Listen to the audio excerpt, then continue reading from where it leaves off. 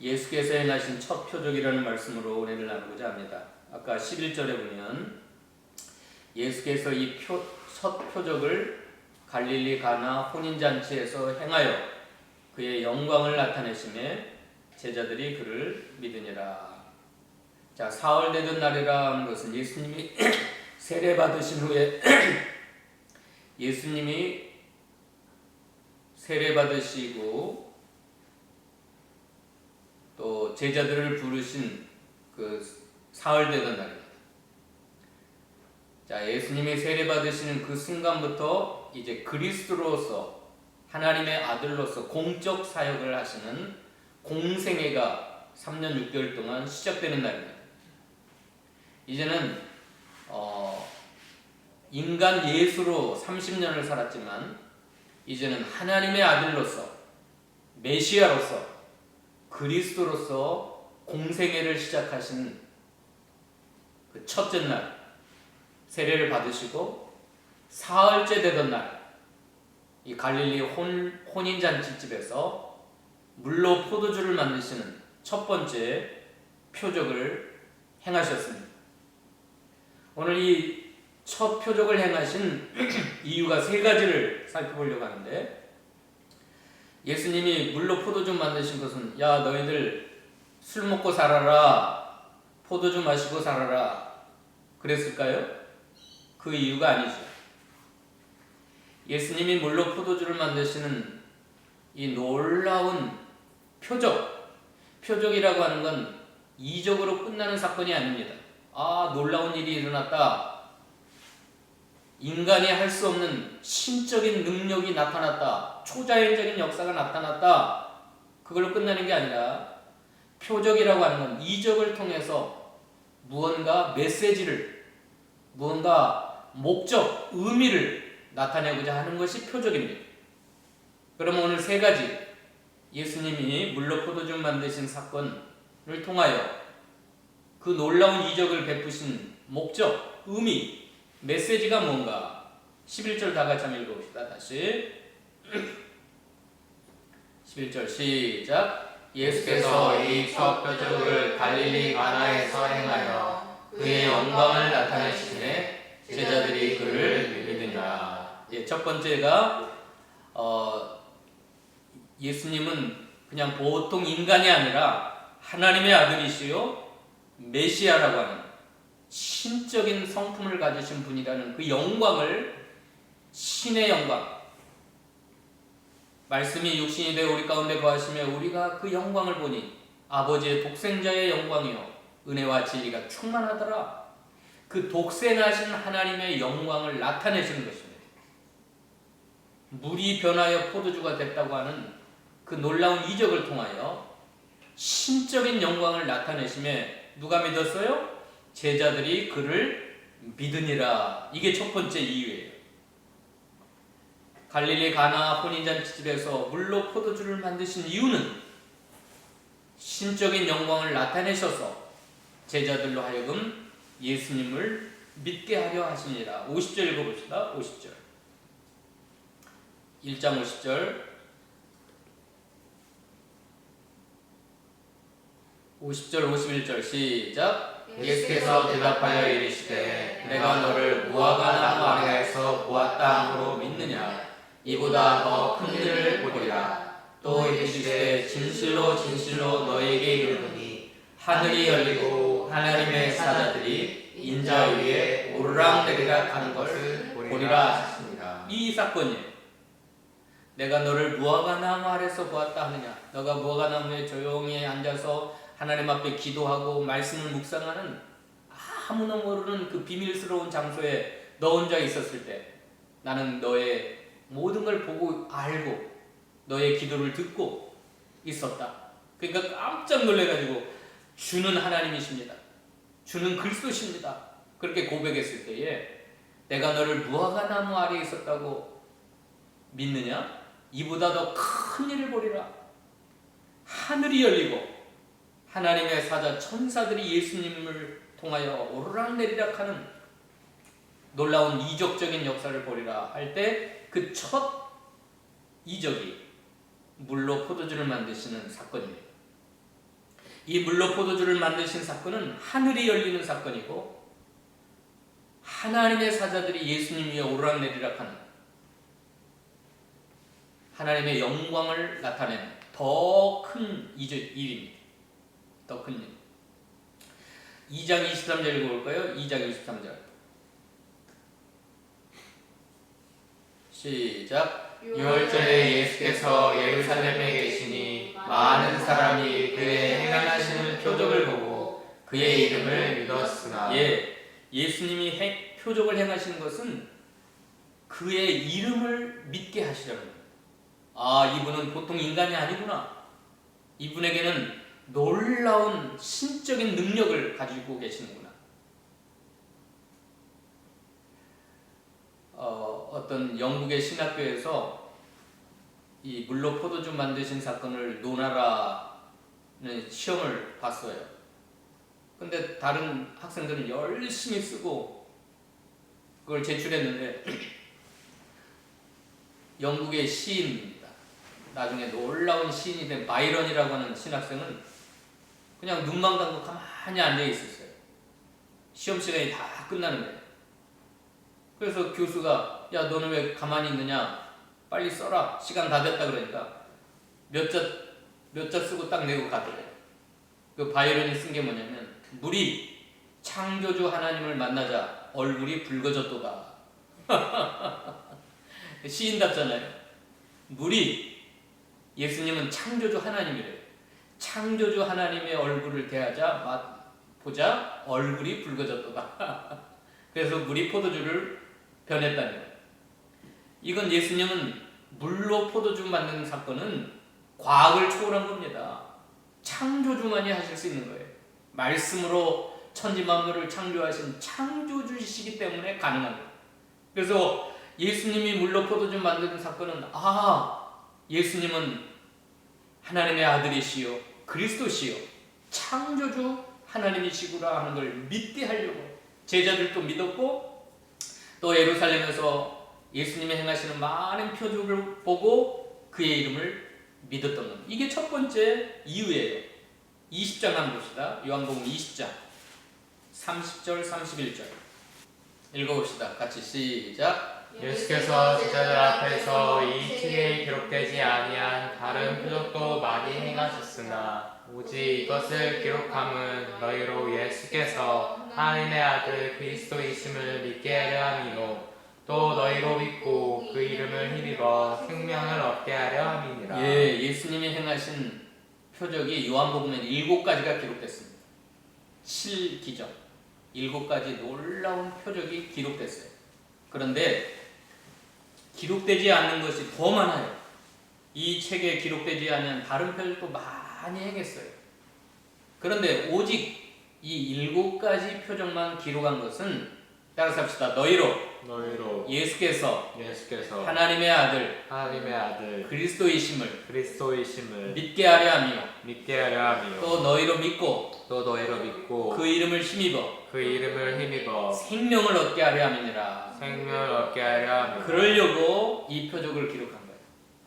자, 예수님 당시에는 살아있는 예수님의 행하신 표적을 보고 예수님의 이름을 믿었어요. 제자들도 믿었고 많은 사람이 믿었어요.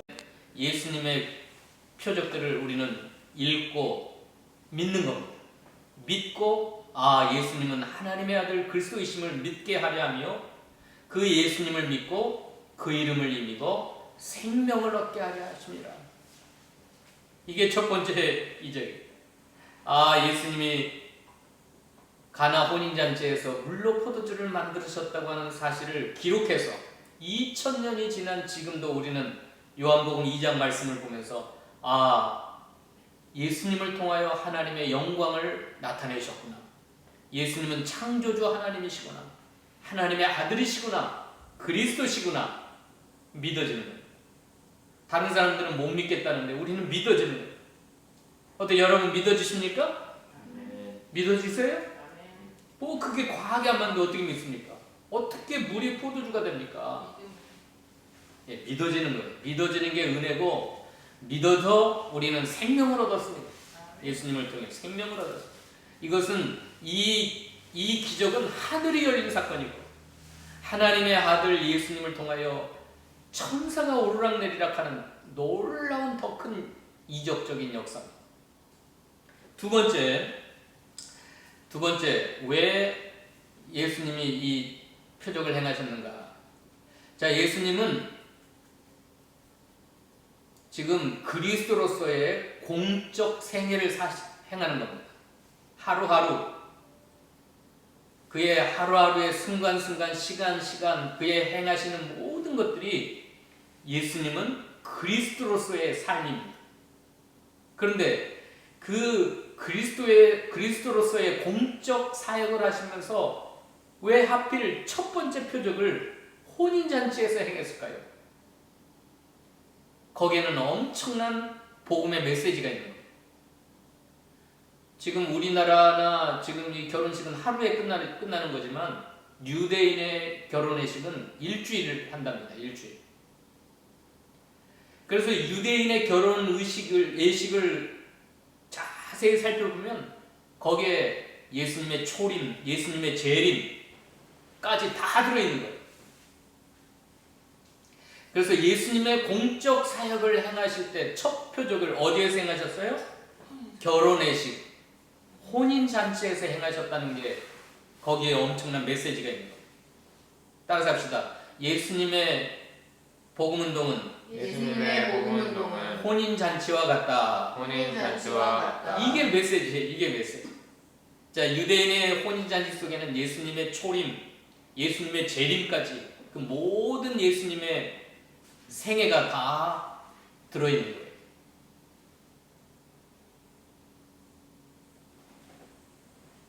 예수님의 행하시는 진리운동, 예수님의 행하시는 복음운동은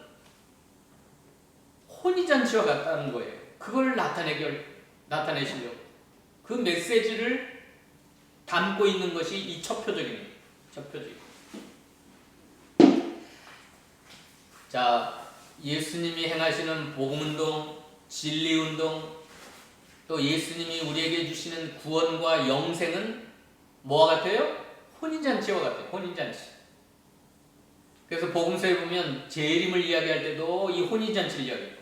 열처녀 비유, 또 왕의 아들의 혼인잔치, 그게 다 예수님의 재림에 대한 메시지를 가지고 마태복음 22장이나 또 25장에 마태복음 25장의 열처녀 비유, 또 왕의 아들의 혼인잔치의 비유.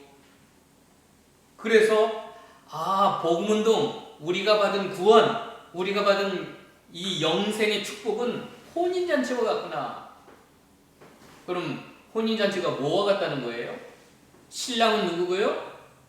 예수님이고, 신부는 누구고요? 교회예요. 교회. 그래서 예수님이 첫 번째 표적을 장례식에서 하지 아니하시고 또 그냥 일반 어떤 다른 사건에서 하지 아니하시고 혼인 예식, 결혼식장에서 이 표적을 행하시는 건 공적 사역으로 메시아로서의 첫 번째 행하시는 표적을 혼인잔치 했다는 것은 예수님은 우리의 신랑이시고 예수님을 통하여 구원받은 모든 하나님의 백성, 교회들은 그리스도의 신부다. 에베소 5장에서 사도 바울이 부부에 관한 교훈, 결혼 생활에 대한 교훈을 하면서 내가 마지막 결론으로 내가 비밀을 말하는데 이건 그리스도와 교회에 관한 말씀이다. 여러분, 사도 바울이 남편에게, 아내에게 부부 생활에 대해서, 결혼 생활에 대해서 이야기하다가 갑자기 결론으로 내가 비밀을 말하노니 이 결혼 생활, 이 부부 이야기는 다른 게 아니라 예수 그리스도와 교회에 관한 것이다. 읽어봅시다. 에베소서 5장.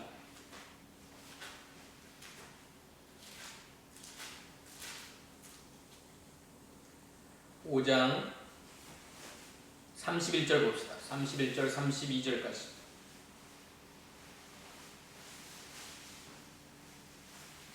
시작. 그러므로 사람이 부모를 떠나 그의 아내와 합하여 그들이 한 육체가 될지니 이 비밀이 크도다. 나는 그리스도와 교회에 대하여 말하노라. 예. 사도 바울이 부부에 관한 교훈, 결혼 생활에 대한 교훈을 주시면서 그게 진짜 이야기, 내가 하고 싶은 이야기가 아니다. 내가 하고 싶은 이야기에 비밀이 있는데, 그게 놀라운 큰 비밀인데, 나는 그리스도와 교회에 대하여 말하노라.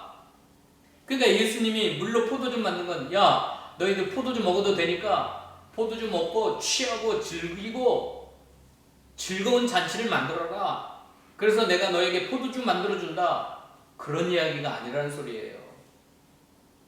어떤 목사가 이걸 주장하다가 쫓겨났어요. 교단에서 제명됐어요. 제명. 그래서 그 사람은 술 먹어도 괜찮다고 이야기했어요. 목사도 술 먹어도 괜찮고 예수님도 물로 포도주 만들었는데 우리 포도주 술 먹어도 괜찮다. 그렇게 주장하다가 쫓겨났어요. 뭔가 잘못 짚은 거예요. 뭔가 잘못 짚은 거예요. 이 사건은 예수님은 우리의 신랑, 구원받은 모든 성도들은, 교회는 신부, 그리고 혼인잔치에는 뭐예요? 기쁨이 있고 노래가 있고 화합이 있고 사랑이 있고 즐거움, 소망. 이 잔치라고 하는 건 그런 특징이 있잖아요. 잔치에는 뭐 슬픔이 있습니까? 부족함이 있습니까? 잔치라고 하는 건 기쁘고 즐겁고 사랑이 넘치고 먹을 게 풍성하고 노래가 있고 춤이 있고, 그것처럼 예수님이 행하시는 이 복음운동, 진리운동, 구원운동은 잔치집과 같다. 그것도 혼인잔치. 예수님은 우리의 영원한 신랑이고 우리는 예수님의 영원한 신부가 된다. 그래서 초림하신 예수님은 이제 마지막 날 다시 오셔서 신부된 교회를, 신부가 된 하나님의 백성들을 구원하러 다시 오실 것이다. 그래서 신혼집, 내가 처소를 예비하러 가노라. 내가 처소를 예비하면 다시 와서 나 있는 곳에 너희도 있게 하리라. 그러니까 예수님은 지금 어디 가셨어요? 우리들의 신혼집을 예비하러 천국에 가신 거예요. 그래서 그 예수님이 다시 오셔서 우리를 이 죄악된 세상에서 구원해가지고 어디로 인도해요? 천년왕국, 새 예루살렘, 우리와 예수님이 영원히 살 신혼집으로 우리를 인도하실 거라고 하는. 그러니까 이 갈릴리 가나 혼인집에서 행하신 그 메시지가 이겁니다. 이거예요. 이걸 이제 믿으세요? 예수님이 신랑인 걸 믿으세요? 우리는 예수님의 신부가 된 거예요. 그래서 또 예수님의 행하시는 복음운동, 진리운동, 구원운동은 잔치집과 같아서 부족함이 없고 기쁘고 즐겁고 만족하고 사랑이 넘치고 소망이 있고 다 서로가 다 하나가 되고 가족이고, 그래서 혼인잔치에 행한다. 그 다음에 마지막 메시지가 뭘까요? 여러분, 마지막 메시지는 물이 변하여 포도주가 된 것처럼 예수님이 행하시는 구원운동, 진리운동, 복음운동은 사람을 변화시킨다. 인간을 변화시킨다. 놀라. 물이 변화해 포도주가 된 건 화학적 변화입니다. 전적으로 물이 변해서 포도주 됐다가 다시 물로 돌아가는 게 아니에요. 완전히 다른. 그래서 이 물이 변화해 포도주가 된 것은 예수님이 행하시는 이 진리운동, 복음운동, 생명운동, 구원운동은 인간을 그렇게 완전한 하나님의 사람으로, 죄인을. 김익두 목사님이 일제시대에 엄청난 놀라운 이적과 기사와 복음운동을 통해서 전국을 휩쓸었어요. 그분이 설교하면 수많은 병자들이 고침을 받고 그 메시지를 듣다가 막 병이 고쳐지고, 그렇게 유명한 부흥사인데 그 사람이 뭐 했던 사람이에요? 예수 믿기 전에 평양의 유명한 깡패였어요. 깡패. 그래서 성황당에 가면서 돌을 얹어놓으면서 빌어요. 오늘 김익도 안 만나게 해주세요. 그 악한 깡패 김익도 안 만나게 해주세요. 막 두드러 패고 돈 뺏어가고 유명한 깡패입니다. 근데 이 사람이 길을 가다가 어떤 선교사가 복음 쪽지를 주면서 예수 믿으세요. 그러니까 야야 이 자식아, 내가 누군지 알고 내 길을 막아. 저리 비켜. 한데 계속 그 사람이 복음 쪽지를 줬어요. 근데 그때 종이가 부족해서 화장실에서 쓰려고 네 이거 가지고 화장실 가서 쓰면 되겠다고 화장실에 갖다 놓고 볼일 보고 앉아 있는데 보니까 글이 써 있어요. 보니까 마태복음 5장 1절 심령이 가난한 자는 복이 있나니 천국이 저희 것이며 애통하는 자는 복이 있나니 저희가 위로를 받을 것입니다.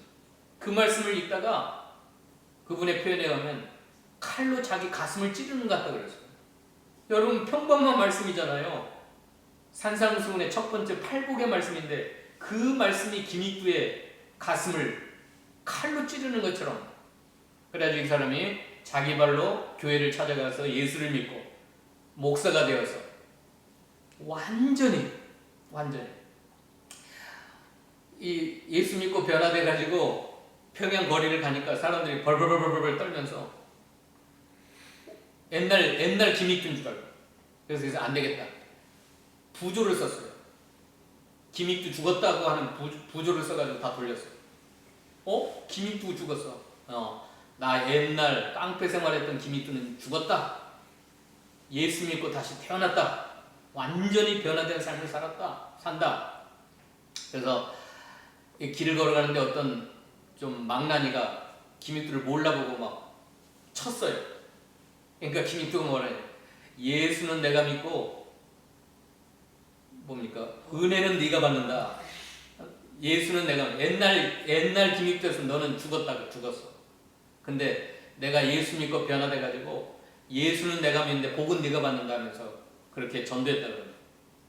자, 이 물이 변화의 포도주가 된 건 몇 가지가 있어요. 첫째, 색깔이 변화되고 맛이 변화되고 또 가치가 변화되고 용도가 변화되고 엄청나잖아요.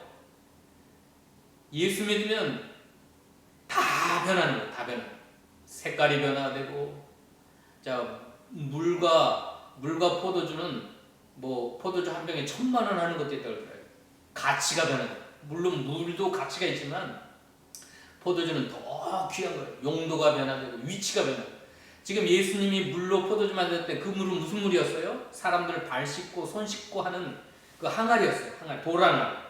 손님들이 올 때 밖에서 먼지 묻은 걸 씻는 그 저 밑바닥에 있는 물을 포도주로 이렇게 좋은 포도주를 나는 처음 봤다고 할 정도로 연회장에 이게 가치가 변화되고 위치가 변화되고 쓰임받는 용도가 변화되고 자 예수 믿기 전에 우리의 삶이 그렇게 천하고 죄인이고 깡패였고 쓸모없는 사람이었고 자 김익두 목사가 그냥 예수 안 믿었으면 깡패 생활하다가 그냥 지옥 갔을 거예요. 죽어서 지옥 갈 거예요. 그런데 그가 어떤 선교사가 전해준 그 복음 쪽지를 가지고 예수를 믿고 구원받아 어떻게 됐어요? 일제시대 때 그분이 전도 집회를 하면 10만 명 이상이 모였다고 그래요. 10만 명 이상. 그리고 그분이 설교를 하면 말씀 듣다가 소경이 눈을 뜨고 안진뱅이가 일어나고 말씀 듣다.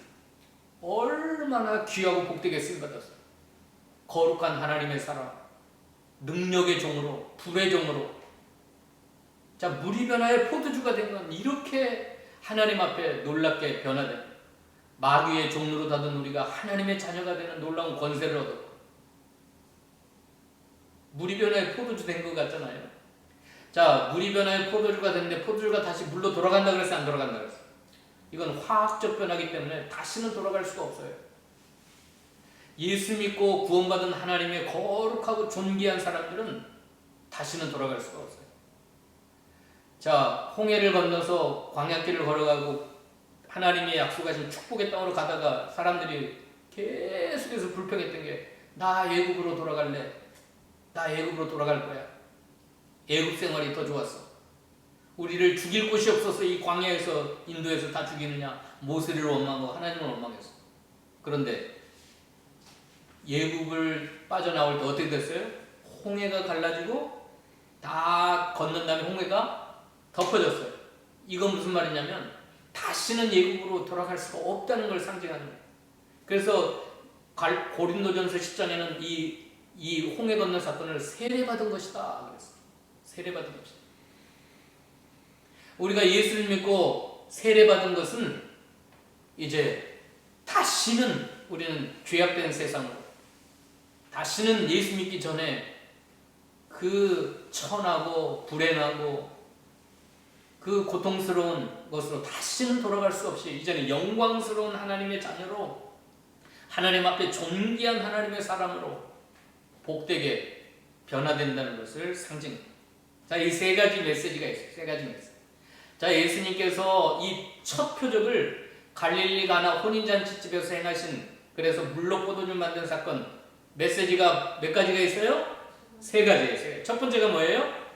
영광을 나타내심에 제자들이 그를 믿으니라. 하늘이 열리고 하나님의 사자가 예수님 위에 오르락내리락 하는 이 놀라운 사건을 통하여 2000년이 지난 오늘날까지 우리들이 예수를 믿고 구원받고 생명을 얻게 하시려고, 예수님은 하나님의 아들이요 창조주시요 하나님의 영광을 함께 하시는 하나님이라는 것을 믿게 하려는 사건입니다. 두 번째는 뭐예요? 예수님이 행하시는 진리운동, 복음운동, 이 구원운동의 특징이 뭐냐면 혼인잔치와 같다. 예수님은 영원한 신랑이고 우리는 영원한 예수님의 신부가 되어서 이제 혼인집으로, 신혼집으로 우리를 인도하실 것이다. 그리고 잔치집과 같이 예수 믿고 구원받은 사람은 항상 기쁘고 즐겁고 부족함이 없고 사랑이 넘치고 노래가 있고 춤이 있고 그런 것을 상징한다는 거예요. 마지막 세 번째가 뭐예요? 변화여 새 사람 된다. 예수님이 행하시는 모든 진리운동, 구원운동은 2000년 교회사 속에 수많은 사람들을 변화시켰어요. 다시는 돌아갈 수 없는 사람으로, 영광스러운 존귀한 사람으로 변화시켰어요. 저와 여러분을 그렇게 변화시킬 줄로 믿습니다. 기도하십시다. 하나님 감사합니다. 오늘 예수님께서 가나 혼인집에서 초대받아 가셔서 물로 포도주 만드신 이 표적을 통하여 우리에게 세 가지 메시지를 전해주셨사오니 감사합니다. 이 말씀을, 이 메시지를 가슴에 새기고 내가 이 신앙생활하는 게 혼인잔치집과 물이 변화의 포도주가 되는 변화의 역사이고, 그 다음에 예수님이 얼마나 영광스러운 하나님의 아들이신가를 믿고 구원받고 생명을 얻게 하시려는 메시지가 있다는 걸 깨닫게 하여 주시옵소서. 예수님의 이름으로 감사하며 기도하옵나이다. 아멘.